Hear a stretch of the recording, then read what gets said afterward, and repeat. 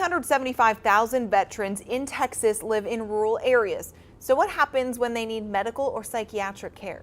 KFDM's Peter Eliopoulos found out it may be more difficult than you think. He's with us now. And Peter, what are the results of this investigation? What did you find? Well, Greg, Tiffany, on a cold day back in February, a veteran pointed a pistol at the sheriff of Jasper County. What the sheriff did next was to battle a bureaucracy to get a fellow veteran the help he needed.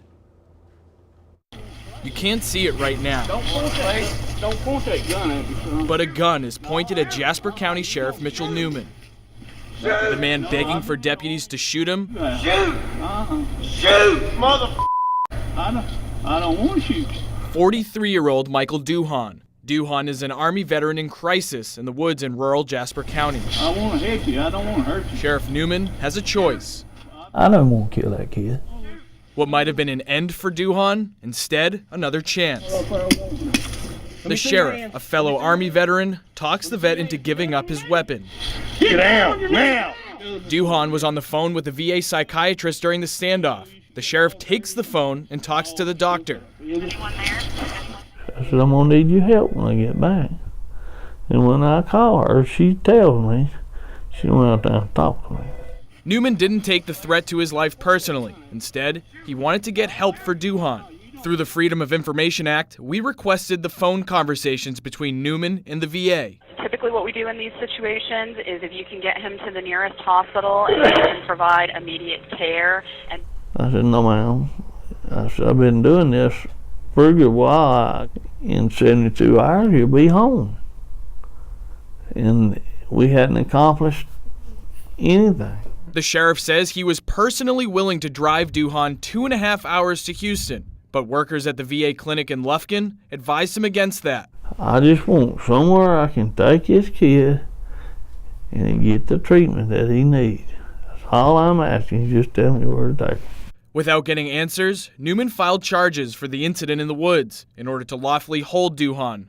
But then, the sheriff hit another barricade. Pretty much once he has criminal charges, the VA at that point no longer is involved in his mental health care. At the conclusion of his legal matters, at that point, whether, if he's... I know, but me having his charges furloughed is not enough to get... No.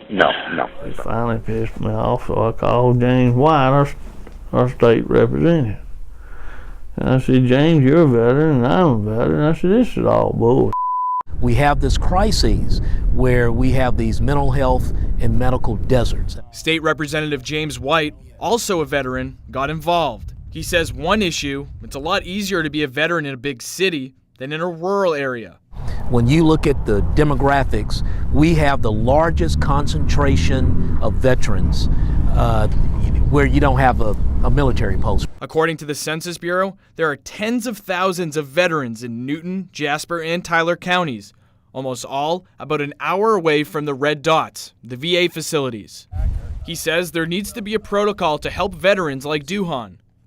But if they have no place to send our veterans that are struggling and hurting, then it really doesn't matter. We provided the U.S. Department of Veteran Affairs in Houston with the audio recordings. The VA sent us a statement which reads in part, "In rural areas far from a VA medical center, the VA encourages law enforcement to transport a veteran in crisis to the nearest emergency room to ensure the veteran is medically stable and can be transferred to the VA for further care. Unfortunately, in this case, the veteran was located 2.5 hours from the Houston VA Medical Center, and local authorities chose not to utilize the local ER for medical clearance." And when they get a chance to help the veterans, then they don't do it.